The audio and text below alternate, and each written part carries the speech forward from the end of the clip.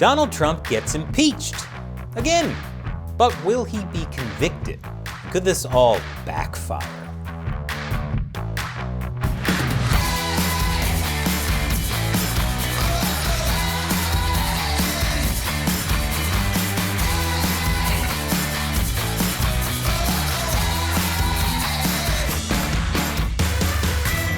Welcome to America Uncovered. I'm Chris Chappell.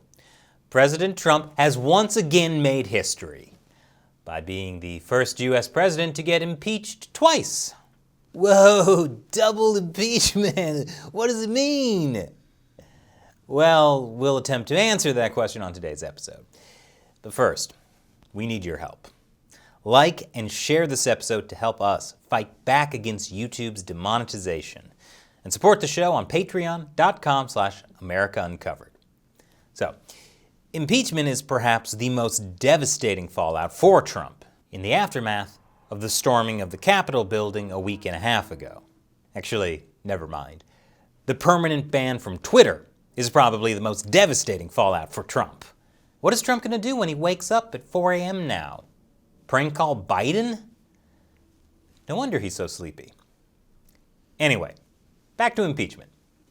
First, a refresher in case you've forgotten Trump's previous impeachment trial a year ago.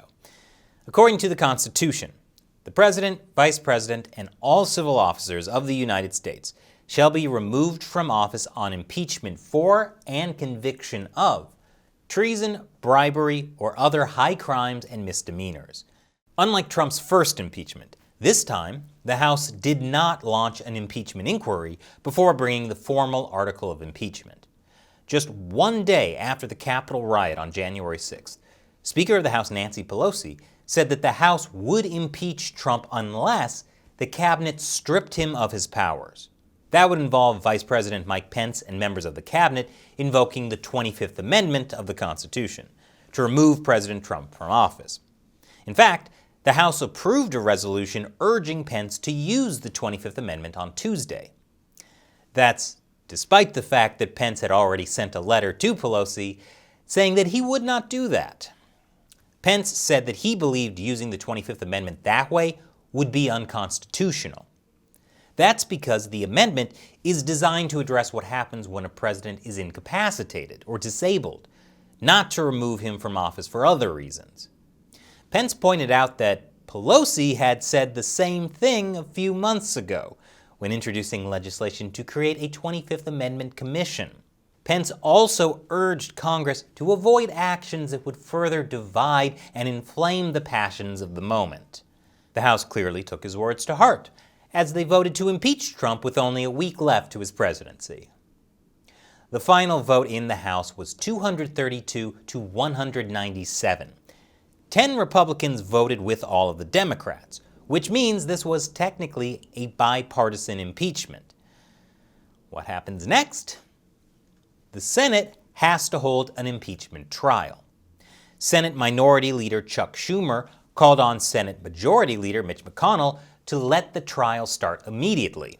And there were reports that McConnell privately backs the impeachment effort. But McConnell refused to reconvene the Senate in an emergency session, which means that they won't come back until January 19th. In a statement, McConnell said there wouldn't be enough time to hold a fair or serious trial before Biden is sworn in. So now, Trump's second impeachment trial will happen after Biden is president, which means that Trump could be the first president to be removed from office after he's already been removed from office. I can't imagine that Biden is thrilled with the idea of Trump taking up so much attention during the beginning of his presidency. But you know who is thrilled? The media. Think of the ratings. For Trump to be convicted, 2/3 of the Senate would have to vote against him. That means 17 Republicans would have to join the 50 Democrats. And if Trump is convicted, then a simple majority of senators could vote to disqualify him from holding public office again. And since Trump can't be removed from office once he's no longer in office, it seems like the real goal is to prevent him from running for president again in 2024. But can Trump even be tried in the Senate after he's already left office? Some experts say yes. Supporters point to the case of William Belknap, Secretary of War under President Ulysses S. Grant.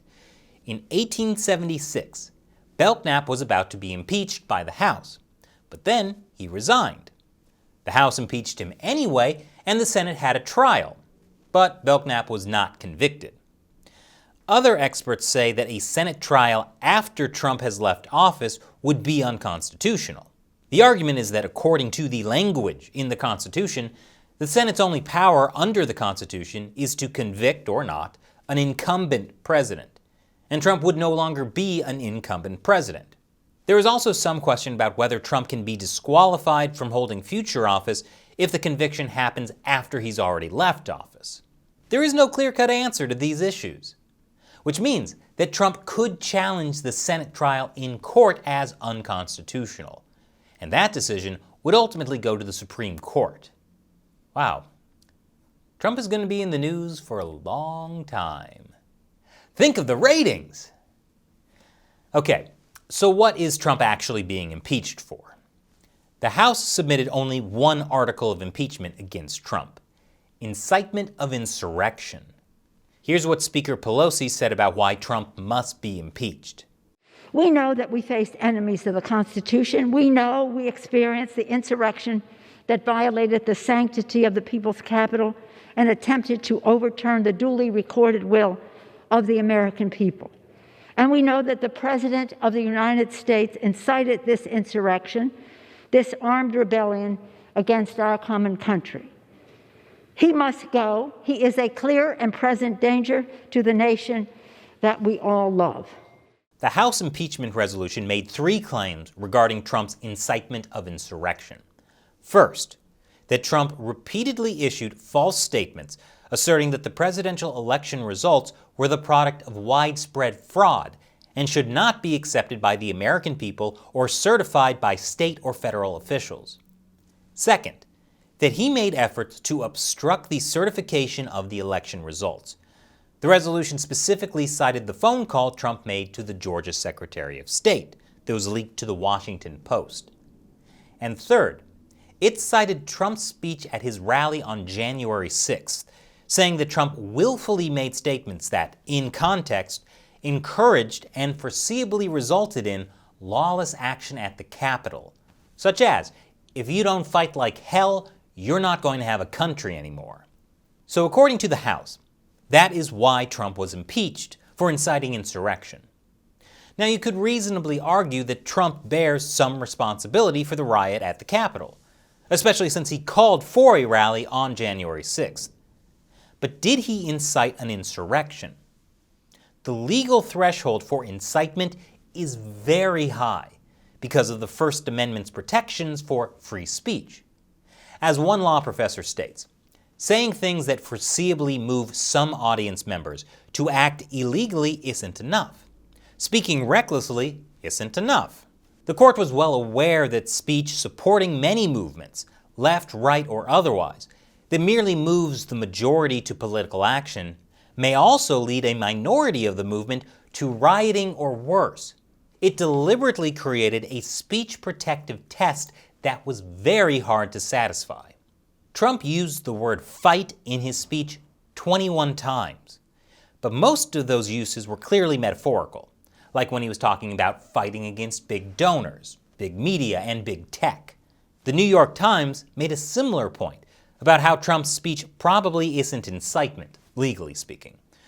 According to the New York Times, Mr. Trump used a lot of violent imagery and insinuations as he whipped up anger among his followers, directed them to fight much harder, and sent them to march on the Capitol. But he never expressly directed them to commit crimes. And they also quoted Trump saying that people should peacefully and patriotically make your voices heard. Then, the Times immediately goes on to say, still, there has been agreement across ideological lines that Mr. Trump incited the riot. Okay. Cognitive dissonance here, New York Times. You're saying it's legally not incitement, and then in the next paragraph, you're saying there's been agreement that it is incitement? I'm confused. Of course, as I said in our previous episodes about Trump's first impeachment, the president can still be impeached and convicted for something, even if it's not actually illegal. But National Review, a conservative media that does not like Trump, points out that Democrats may have overshot by impeaching Trump for incitement of insurrection. The article says that even if Trump can be impeached for incitement, using the words incitement and insurrection means that Trump's lawyers can argue that, legally speaking, Trump's actions were not incitement. The riot was not an actual insurrection, and that Trump did not cause that insurrection. The argument that Trump caused the riot with his speech on January 6 could get especially tricky as more information comes out that indicates the rioters planned it ahead of time. But one thing has become clear this past week. Impeachment, which is supposed to be a serious thing for Congress, is increasingly becoming a political tool for both Democrats and Republicans. On the Democrat side, they immediately threatened impeachment after the riot, fast-tracked an impeachment vote a week before Trump's term ends, and pressured the Republican Senate to hold a trial to remove Trump right away. Even the fact that we assume all 50 Democratic senators will convict Trump shows how partisan impeachment is. On the Republican side, there's been reports that Mitch McConnell is pleased about impeachment because it will be easier to purge Trump from the GOP. In both cases, it looks like Democrats and Republicans are more concerned about how Trump's impeachment helps their parties politically instead of helping the country. And on a political level, the haste to impeach Trump may actually backfire on them. They could have let Trump leave office quietly and fade into irrelevancy. But instead, Trump will now fight against his impeachment in a very public Senate trial. And as I mentioned earlier, it could even go to the U.S. Supreme Court. And this impeachment process may backfire in other ways too. Here's Republican Tom McClintock on why this sets a dangerous precedent. In our passions this week, we've set some dangerous new precedents that will haunt us for years to come. Yesterday, we redefined intemperate speech as a physical incapacity requiring removal from office. Today, we define it as a high crime and misdemeanor. Well, the moment any member of this body gives an impassioned speech and the lunatic fringe of their movement takes license from it, be prepared to answer to this new precedent that we established today. Surely this won't be a problem later. Just like Democrats targeting Republican accomplices after the Capitol siege won't be a problem later either. But on the bright side, think of the ratings. So double impeachment. What do you think it means? Let me know in the comments below. Thanks for watching this episode of America Uncovered, and don't forget to like, share, and subscribe.